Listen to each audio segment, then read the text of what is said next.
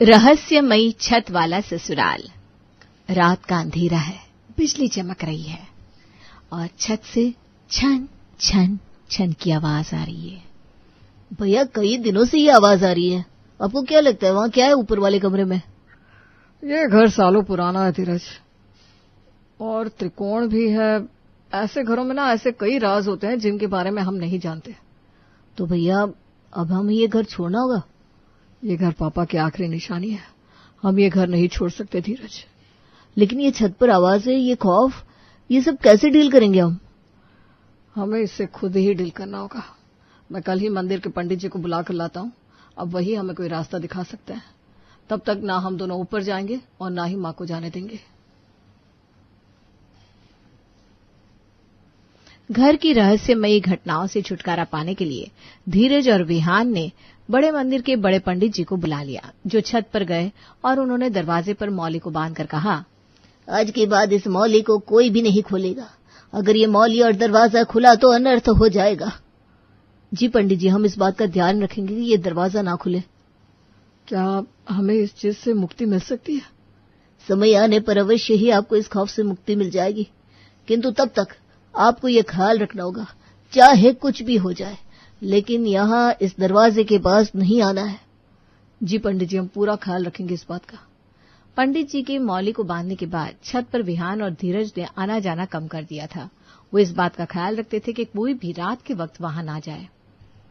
लेकिन विहान की शादी के बाद उसकी पत्नी काजल को ये बात कुछ समझ में नहीं आ रही थी कि आखिर क्यों उसके ससुराल में उनकी छत इतनी रहस्यमयी है। अरे बारिश हो रही है, मैं छत से कपड़े उतार कर लाती हूँ। नहीं, कोई जरूरत नहीं है। सूरज ढल गया है, छत पर जाने की कोई जरूरत नहीं अभी। अरे लेकिन छत पर कपड़े सुबह तक सारे खराब हो जाएंगे, भीग जाएंगे, फिर से धोने पड़ेंगे। हाँ तो कोई बात नहीं, फिर से धो लेना, लेकिन इस वक्त तुम्हें छत पर जाने की जरूरत नहीं है।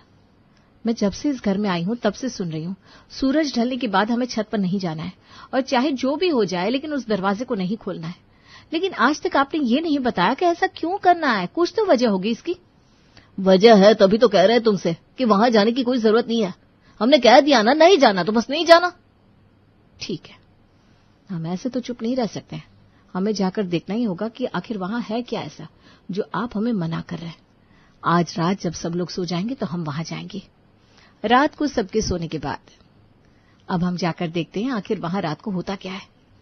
रात को बिजली चमक रही है, कपड़े छत पर उड़ रहे हैं, हवाएं चल रही हैं, और जब काजल वहां पहुंचती है तो वही छन छन नाचने की आवाज। ये कैसी आवाज है और इस कमरे के अंदर कौन नाच रहा है? तभी उसे कांच टूटने की आवाज सुनाई देती है।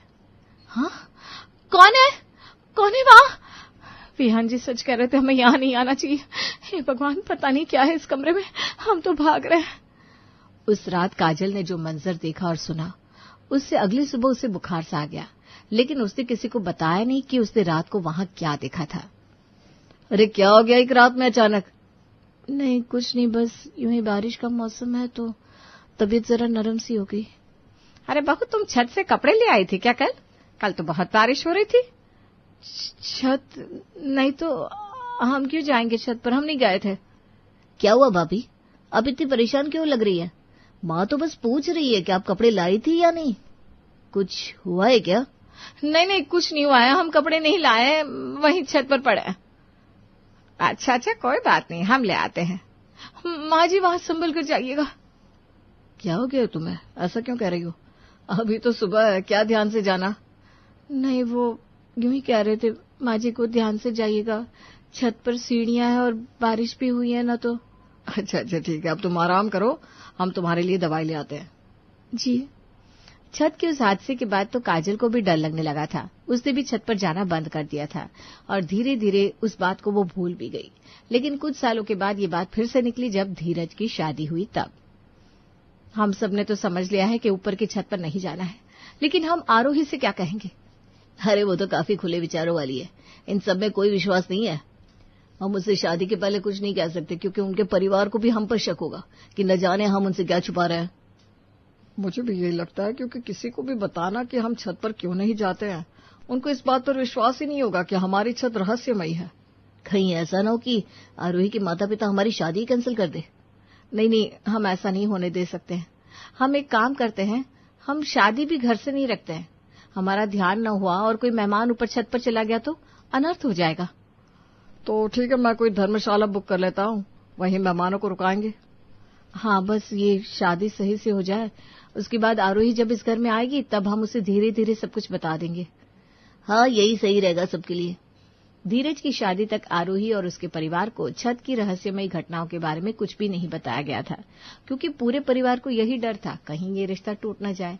लेकिन शादी के बाद जब आरोही से छत की सच्चाई छुपाना बहुत मुश्किल हो गया तब, अरे कितना अच्छा मौसम हो रखा है ना, चलो ना सब लोग आज साथ में छत पर तारे देखते हैं, हम बिस्तर लगा कर आते हैं।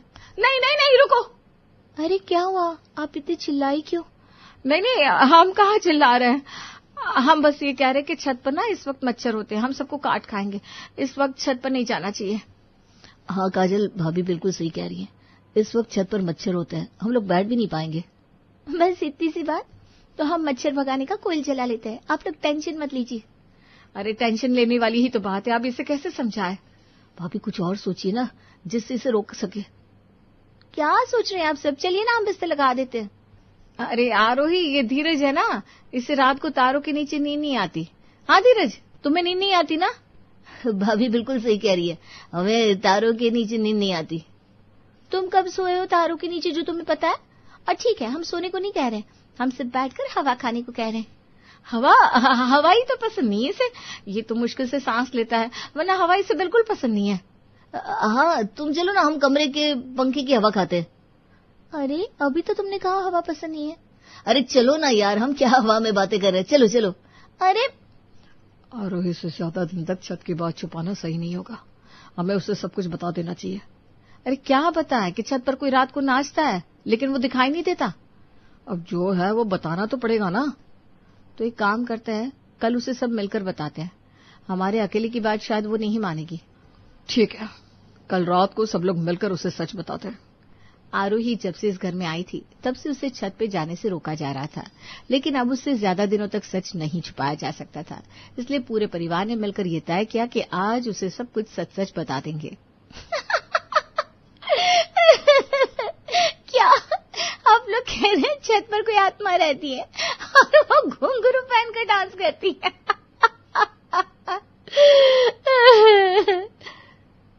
इसमें हंसने की कोई बात नहीं आरोही, यही सच है। आप लोग किस जमाने में रह रहे हैं? आजकल लोग चांद पर पहुंच गए और आप लोग है कि रहस्य वही छत पर अटके हुए हैं।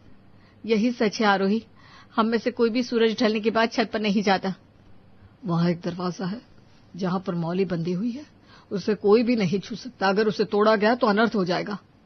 देखो आरोही, हमने तुम्हें ये सब इसलिए बताया है कि तुम भी सतर्क रहो और छत पर जाने की बात मत करो। अब तुम भी इस घर के सदस्य हो, इसलिए इस घर के राज जाना तुम्हारा भी हक है।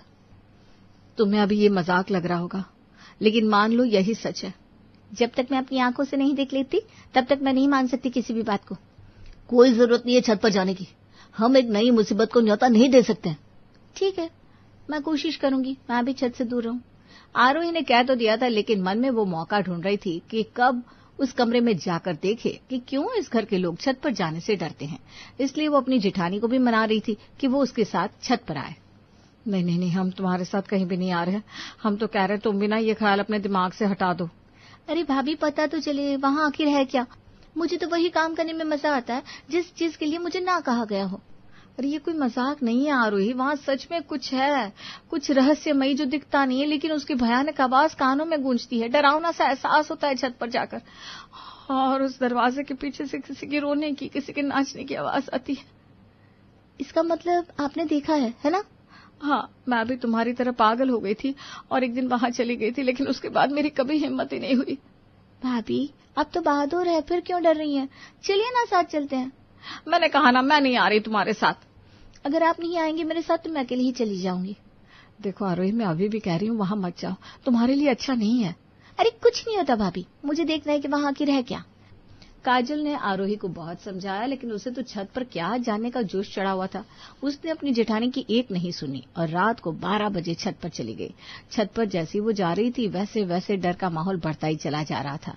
आरोही के कदम जैसे आगे बढ़ रहे थे, उसके साथ ही घुंघरू की छन छन और तेज हो रही थी। दरवाजे के उस पार से किसी के नाचने की आवाजें आ रही है। छत पर आसपास कोई भी नहीं था, लेकिन एहसास हो रहा था कि शायद कोई है जो उसे देख रहा है। भाभी ने सही कहा था, मुझे यहाँ नहीं आना चाहिए था। यहाँ तो सच में कोई दरवाजे के उस पार नाच रहा है। मैं ही पागल थी जिसे देखना था। चिल्ला रही, यहाँ से भाग जा। तभी वो भागते हुए दरवाजे की मौली से टकरा जाती है और वो खुल जाती है। हे भगवान, ये मुझसे क्या हो गया? ये मौली तो टूट गई, अब मैं क्या करूं? दरवाजे के उस तरफ से आवाजें आनी शुरू हो जाती है, जिससे आरोही डर जाती है। Mummy, mummy! आरोही डर के मारे चीखती हुई नीचे की तरफ भाग जाती है। अरे क्या हुआ, इतनी चीख क्यों रही हो? तुम्हें मना किया था ना, फिर भी ऊपर गई थी। अरे तुम कुछ मानती क्यों नहीं हो? अब देख लिया ना खुद की क्या हुआ। हाँ, हमने देख लिया, हमारी मत मारी गई थी कि हम वहां गए थे, लेकिन हमसे एक गलती होगी वहां। ये मत बोलना कि तुमने उस दरवाजे की मौली को तोड़ दिया है। सॉरी, गलती से टूट गई। क्या? अरे धीरे, मां सो रही है। ये तुमने क्या किया आरोही? तुमने अनर्थ कर दिया। अब वो बाहर घूमने लगेगी, नाचने वाली। अब हम क्या करेंगे? अब तो एक ही इंसान है जो हमें उससे बचा सकते हैं, बड़े मंदिर के छोटे पंडित जी। तो हम कल ही उन्हें बुला लेते हैं। ये पंडित जी कम और जोकर ज्यादा लग रहा है मुझे। ऐसा नहीं कहते। पंडित जी बड़े ही पहुंचे हुए सिद्ध बाबा है। इनकी पहुंच भूत प्रेतों, यहाँ तक कि चुड़ैलों तक से कांटेक्ट कर लेते छोटे पंडित जी। पंडित जी, अब आप ही हमें इस समस्या से बचाइए, हमारे पास और कोई रास्ता नहीं है। बड़े पंडित जी ने जो मौली बांधी थी वो टूट गई है, अब आप इसे काबू में करिए। पहले ये बताओ कि तुम्हें हम में कुछ बदलाव दिख रहा है? कैसा बदलाव छोटे पंडित जी? हाँ, ऐसा लग रहा है कि आप नहाए नहीं है बहुत दिनों से। और ही कुछ भी मत बोलो। छोटे पंडित जी, हमें लगता है कि आपकी हाइट और भी ज्यादा बढ़ गई है। सबके सब मूर्ख हो तुम लोग। हमने नया हेयर कट करवाया है, तुम में से किसी ने नोटिस नहीं किया? बदलाव नहीं दिख रहा है क्या? हाँ, दिख रहा है, दिख रहा है। अरे हाँ, दिख रहा है, किसने कहा नहीं दिख रहा है? अब बिल्कुल अलग दिख रहे हैं छोटे पंडित जी। हाँ। कहाँ से अलग दिख रही है? लाल बंदर तो दिख रहे हैं। अरे चुप करो ना तुम। हम जानते हैं कि हमारे सिवा इस मुसीबत को कोई भी हल नहीं कर सकता। हाँ, अब तो आपका ही सहारा है छोटे पंडित जी। इस काम के लिए हमें अपनी जान पर खेलना होगा। आप बड़े ही ज्ञानी है छोटे पंडित जी, हमें इस मुश्किल से निकाल दीजिए प्लीज। अभी रात के 12 बज रहे हैं। हम इस वक्त अगर उस आत्मा को बुलाएंगे तो वो हमारे वश में हो जाएगी। चलिए छत पर चलते हैं। Follow me. है? ये पंडित जी अंग्रेजी भी बोलते हैं? अरे चुपचाप चलो ना।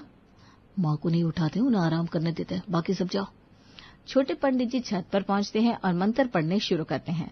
हवाएं तेज होती जा रही थी, खिड़कियां अपने आप बंद चालू हो रही थी और अंदर कमरे से किसी के हंसने की आवाजें आ रही थी। सब लोग पीछे हट जाओ, आज हम इस दरवाजे को खोल रहे हैं। पीछे पीछे, सब लोग पीछे हो जाओ। जय भवानी माँ। अयो, ये किसकी माँ बैठी है यहाँ? माँ, आप यहाँ क्या कर रही हैं? अरे वो हम यहाँ। माँ जी, आपके पैरों में ये घुंघरू, इसका मतलब आप ही यहाँ पर डांस करती थी? और ये दारू की बोतल? देखो, तुम्हारे पिताजी पीते हैं ये, तो उन्होंने कहा था उन्हें मेरा नाचना बहुत पसंद है, तो वो रोज रात को दारू पीते हुए मेरा नृत्य देखते थे, इसीलिए जल्दी ऊपर चले गए। मैं तो उनकी यादों को ताजा करती हूँ। अरे ये उनकी यादों को नहीं, खुद को ताजा रखे हुए हैं। ये देखो, दारू पीकर यहाँ नाचती है और हम यहाँ उनके घर वाले आत्मा आत्मा की बातें कर रहे थे। माँ, क्या तुम भी? कितने सालों तक हम डरे हुए थे। हमने सोचा कि कोई आत्मा है, लेकिन यहाँ तो स्वयं हमारी माँ है, और वो भी अकेले अकेले पी रही है। शर्म नहीं आई क्या? ये नहीं कि बेटों को और पंडित जी को भी बुला ले। चलिए चलिए, हम सब आपको ज्वाइन करते हैं।